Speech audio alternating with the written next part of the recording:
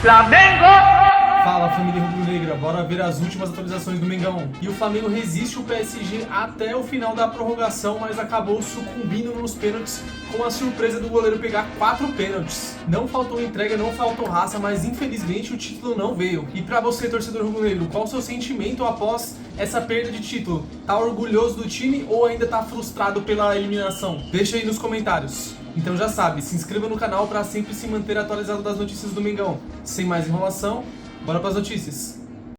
Não deu para o Flamengo contra o Paris Saint-Germain na final da Copa Intercontinental da FIFA. O time do Filipe Luís lutou, competiu, mas nos pênaltis o negócio desandou.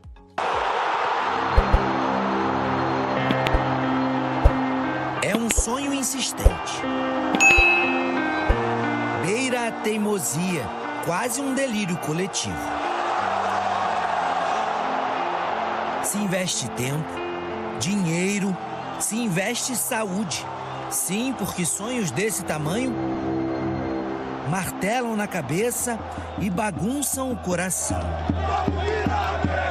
Testam a sanidade. Um sonho de meia-idade, 44 anos, uma prova de fé. Em que a ansiedade caminha na velocidade da luz. 120 e tantos minutos. Nós vamos definir o campeão mundial nos pênaltis. Depois, aqueles 11 metros. Autorizado, bateu! Safonade! Sonho adiado. E o Paris é campeão mundial! Fico triste porque eu não gosto de perder. E dói, vai ser um luto. Os jogadores realmente acreditavam que davam. Hoje não teve aquilo de respeitou demais. Não, os jogadores não respeitaram e competiram. É uma pena acabar assim, né? Obviamente acaba tendo um gostinho amargo porque tão perto, se tivesse ganho ninguém podia falar nada, absolutamente nada. Então a gente tem que sair daqui orgulhoso do que a gente fez, do quanto a gente se dedicou. O PSG é melhor e não se discute. A grande questão era dar um jeito de encurtar a distância. Erro zero, jogo perfeito, finais fazem tudo isso parecer balela. Cruzamento, Rossi, agora ficou, tocou Kvaratskhelia! O Flamengo falhou, sobretudo com o Rossi. É um lance que eu tento cortar, só que eu tampouco tentei cortar para frente porque tentei tirar somente do Kvaratskhelia, a bola escorregou na ponta do dedo e ficou no pé dele, então é isso, acontece. Jogadores levados ao limite. É pênalti pro Flamengo em Doha! Um time que se mostrou capaz de ferir a melhor equipe do mundo. Fé no pé! Gol! O elenco foi colocado à prova. Filipe Luís em teste de fogo contra Luiz Henrique. É de admirar a forma que eles jogam, como eles jogam, bons que eles são. E o treinador, o bom que ele é. Claramente se vê que o Flamengo não é apenas uma equipe vencedora, mas que joga um bom futebol também. É um time parecido com o PSG. Tivemos que nos esforçar ao máximo para ganhar do Flamengo.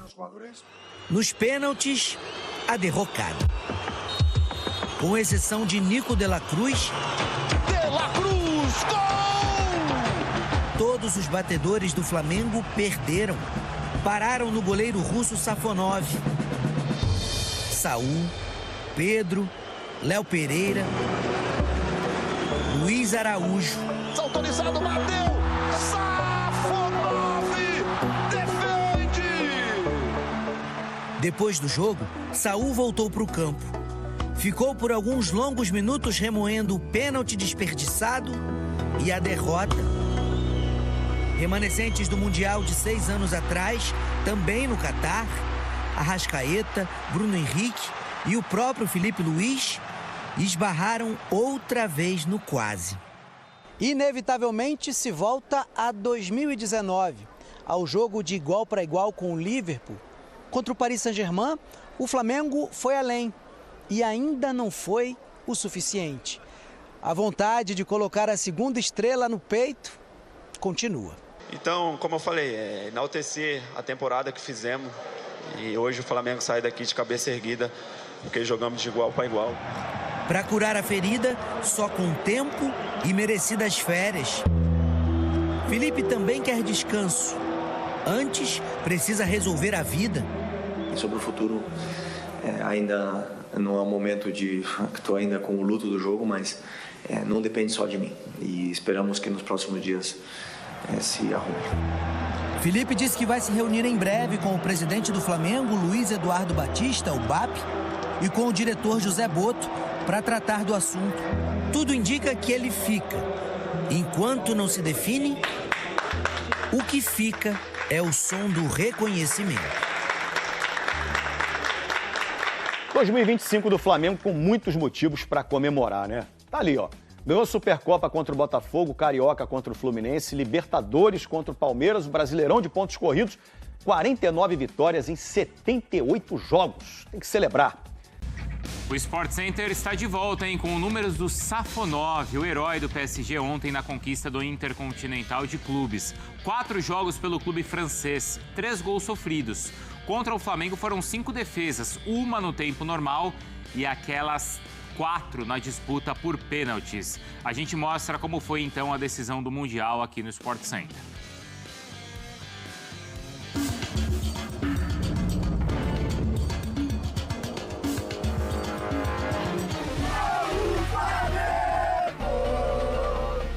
Foi um dia finalmente com cara de Mundial de Clubes. Os flamenguistas reuniram-se em grande número para a famosa concentração antes do jogo. O clima era de esperança, beirando confiança. Eu realmente acreditava que dava. Os jogadores realmente acreditavam que davam. A verdade é que foi um PSG superior, principalmente na primeira etapa, sufocando a saída de bola do Flamengo.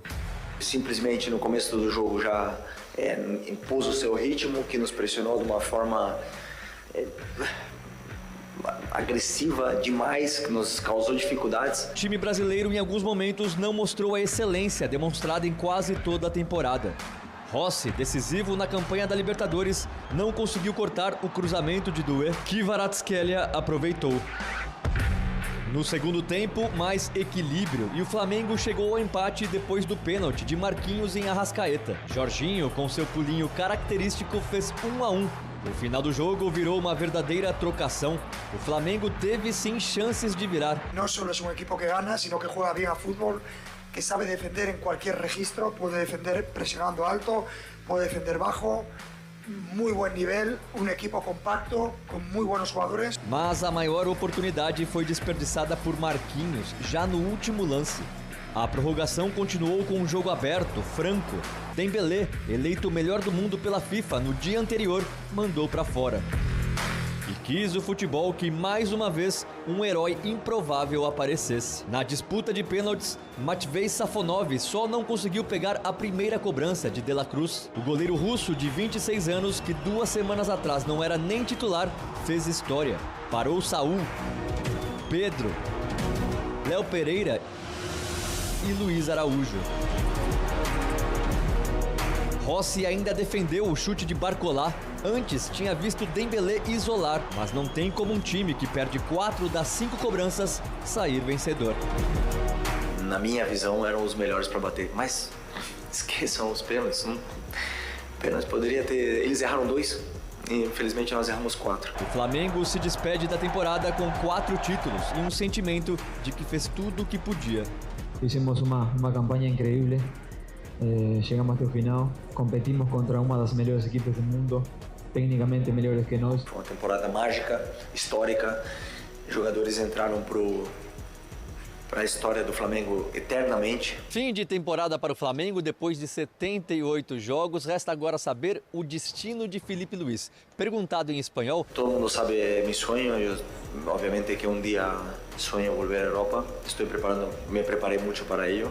Perguntado em português, ele respondeu isso. Sobre o futuro, ainda não é um momento de... Estou ainda com o luto do jogo, mas não depende só de mim.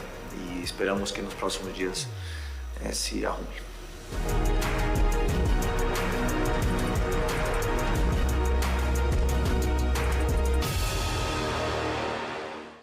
Para o Rio de Janeiro, então, com o Rafael Marques. O Rafa, como é que repercute por aí ainda essa decisão, hein? Tem ainda aquele gosto de frustração, a sensação de orgulho e satisfação por tudo que o time fez na temporada é maior. Qual que é o balanço por aí? Eu acho que o balanço é equilibrado, viu, Bruno? Eu acho que nesse momento, assim, o reflexo aqui nas ruas do Rio de Janeiro é de muito mais tristeza do que decepção. Porque, embora o Flamengo tenha perdido 4 de 5 pênaltis ontem e tenha estado muito perto de buscar a conquista do bicampeonato mundial, a sensação que o torcedor tem, olhando o copo meio cheio, é que foi uma temporada apoteótica, com 7 troféus levantados, sendo 4 campeonatos de relevância maior, e isso automaticamente traz para o torcedor aquela ideia de que foi uma temporada fantástica, e de fato foi. Flamengo campeão da Libertadores, Flamengo campeão brasileiro, e isso tudo fortalece ainda mais a ideia de que é preciso que o trabalho tenha sequência. Há pouco nós ouvimos na reportagem o Felipe Luiz falando sobre o futuro, ele se esquivou de perguntas a respeito disso na entrevista coletiva ainda em Doha, mas o que se sabe é que ao longo desta quinta-feira e no máximo até amanhã, o Flamengo pretende já encaminhar a situação envolvendo a renovação de contrato. O vínculo atual termina no dia 31 de dezembro, as duas partes querem a permanência, só que o Felipe Luiz tem alguns ajustes a fazer, e esses ajustes passam muito pela questão financeira, mas não só por ela. Também tem a ver com formatação de elenco, perfil de jogadores, planos para o ano que vem, o Flamengo conseguir pelo menos manter essa ótima temporada que foi a de 2025. Neste exato momento, o voo trazendo de volta a delegação de Doha para o Rio está sobrevoando a Nigéria. A expectativa é que a delegação chegue no início da noite, início para o final da noite desta quinta-feira no aeroporto do Galeão. E aí automaticamente os jogadores estão dispensados. O Flamengo tem um compromisso já em janeiro importante, que é a Supercopa do Brasil, mas pode ser que esse jogo o Flamengo seja representado por uma equipe alternativa, reserva, porque os jogadores terão as suas férias confirmadas, apesar daquela brecha dos 15 dias durante a Copa do Mundo, e pode ser que tenha aí um elenco alternativo. Tudo vai depender das conversas entre a diretoria e também a comissão técnica. Enfim, a temporada termina com aquele gosto amargo, dava para ganhar o campeonato intercontinental, mas não deu. Ainda assim, foi um grande ano do Flamengo dentro e fora das 4 linhas. Um ano extremamente lucrativo, Bruno. E essa Supercopa contra Vasco ou Corinthians, né? Então é algo para a gente discutir nos próximos dias, claro. Bom, Rossi, pênaltis pelo Flamengo. Enfrentados 12 no tempo normal, 13 em disputas. O aproveitamento dele é muito bom, né? Sim. A gente está vendo o número aí de defesas, ou quando vai para fora, ou na trave, claro, também é uma vitória do goleiro. Ontem até, Jailson e Eugênio, parecia que estava assim, caminhando para ter né, naquelas histórias do futebol, assim, poxa, o Rossi talvez não tenha ido tão bem nos 90 minutos, chegou a hora de ser o herói. Tipo Estudiantes. Como foi contra o Estudiantes, é verdade. Mas aí um herói, cara, bem improvável, muito improvável. 4. O cara pegou 4 pênaltis. Mas como é que vocês enxergam ali? Foi, assim, muito mérito dele, do estudo, porque chamou a atenção depois também, né? Tinha uma planilha ali, né? Tinha uma planilha. Uma prancheta. Agora até vazou até a imagem já. Uma prancheta ali. Estudo, Ele na estudo no toalha ali. faltou. Não, da prancheta dele. Prancheta, é isso. Tem a fotinho do jogador, o pé que o jogador bate e onde, onde vai a cobrança dele. Né? Geralmente o cara cobra. Ah, não tinha visto essa imagem. Sim. É um trabalho feito por ele, eu imagino pelo auxiliar lá, pelo treinador de goleiros, pela equipe do PSG. É estudo. Mas além disso, os Bateram jogadores mal. do Flamengo bateram mal. Bateram mal. Não é? Pênalti bem batido é indefensável. Não, mas assim, por exemplo, ele pulou, acertou o canto que o cara bate, mas ele nem acertou o canto, ele ficou parado no meio. Achei que o Eugênio ia falar que o pênalti bem batido é o que entra. Esse é o do Léo Pereira. E um pouco do Pedro também, né? Então, porque o Pedro tem a cobrança dele lá da paradinha, mas é algo que a gente já vem... Eu, né? A gente não. Eu já vim falando há um tempo. O Pedro, geralmente, parece que ele bate de calcanhar, né? Com tornozelo. E a bola vai um pouco mais fraca. Quando ele consegue deslocar o goleiro... É ótimo, mas geralmente as cobranças do Pedro, se for parar para ver, no geral, é um pouco mais pro meio do gol mesmo. Porque ele nem tira, ele não consegue nem tirar tanto nas cobranças que ele teve. Tanto que quando o Gabriel sai, teve essa alternância ali de quem seria o cobrador oficial do Flamengo com a saída do Gabigol, e o Pedro começou a bater, ele perde algumas cobranças e depois ele vai e começa a bater um pouco mais no alto. Que aí ele conseguia tirar do goleiro. Mas ele tem essa característica de bater um pouco, às vezes, ali com o tornozelo. Ô, Rafa, como é que você viu esse mérito todo, e claro, esse estudo do goleiro russo, ou realmente o Flamengo... Eu não sei se se os jogadores estavam muito inseguros também, né? Então... Muito assim, tá muito perto, Você né? vai passar pro Rafa, mas só para pegar o gancho, e já passando pro Rafa também, acho que quando o Safonov ele pegou o do Saul, quando ele pegou a penalidade do Saul, que eu nem achei que cobrou tão mal assim, mas enfim, o cara acertou o canto e pegou, eu acho que aí já o próximo jogador que já vai na cabeça assim, pô, o cara é pegador de pênalti, hein? O cara vai bem, vou ter que tirar o máximo dele para eu conseguir fazer o gol. E aí já vai no nervosismo, no meio do gol, 2 chutaram no meio do gol, pô. E aí, Rafa? O Rafa vai falar, depois eu completo essa do Léo Pereira. Bom, olha só, vamos lá. Eu acho que não dá pra gente debater esse assunto sem colocar todos os elementos que circundam o que aconteceu ontem em Doha na discussão. Primeiro, conceitualmente, eu sou totalmente contrário à prorrogação. Jogador de alta performance, ele é condicionado para jogar 90 minutos mais os acréscimos. Para mim, a prorrogação é um crime contra a prática esportiva. Esse é um conceito. Então, por conta disso, é natural que os jogadores cheguem com um nível de esgotamento físico e mental majorado para uma decisão de pênaltis tão importante como era de ontem. Segundo ponto, para mim, pênaltis são 3C. Concentração, condicionamento e confiança. O Flamengo ontem não mostrou pelo menos 2 dos 3 nos pênaltis que perdeu. E aí, dentro do condicionamento, eu incluo a parte física, que é você chegar para bater um pênalti sem estar com o corpo totalmente estruturado para fazer aquela cobrança, considerando inclusive todo o aspecto emocional, psicológico daquele momento. Era perceptível no semblante dos jogadores do Flamengo. Acho que o Jailson fala um pouco sobre isso. Como eles ficaram preocupados quando o cara começou a pegar o primeiro, pegar o segundo. Esse cara pega pênalti. E agora, faço o quê? Como é que eu resolvo a minha vida? Eu preciso fazer o gol. Isso conta bastante. Poxa, então, isso abala a confiança. Consequentemente, abala também a questão do condicionamento. Enfim, foi a maior chance que o Flamengo teve na vida de ganhar o Campeonato Mundial ontem, né? No jogo em si, o Paris Saint-Germain foi melhor. Mas chegou nos pênaltis, é um outro campeonato, é um outro jogo, é um outro esporte. E aí o Flamengo não teve a competência necessária para poder carimbar essa conquista, consagrando assim o ano mais importante da história do futebol do clube de todos os tempos. Se ganha ontem, eu não tenho dúvida que 2025 vai entrar para a história como o principal ano do futebol do Clube de Regatas do Flamengo. Então é isso aí, nação. Se você chegou até aqui, não se esqueça de curtir o vídeo, comenta bastante, é muito importante pro canal, assim o YouTube reconhece que o vídeo é relevante e manda pra mais rubro-negros. E por último, mas não menos importante, ativa as notificações do canal, que sempre que sair um vídeo novo você vai ficar informado em primeira mão das notícias do Mengão, beleza? Rubro-negras e rubro-negros, eu creio que o sentimento de todo torcedor do Flamengo é de orgulho por essa temporada. Claro que vai ficar chateado porque queria ter ganhado o Mundial. Eu acho que seria até ia entrar para a história do clube e até da memória de todos os torcedores que viram as campanhas do Flamengo até aqui vencedoras, que seria um ano perfeito, né? Ganhar Brasileiro, Libertadores e Mundial. É uma tríplice coroa que todo clube quer, mas infelizmente não veio.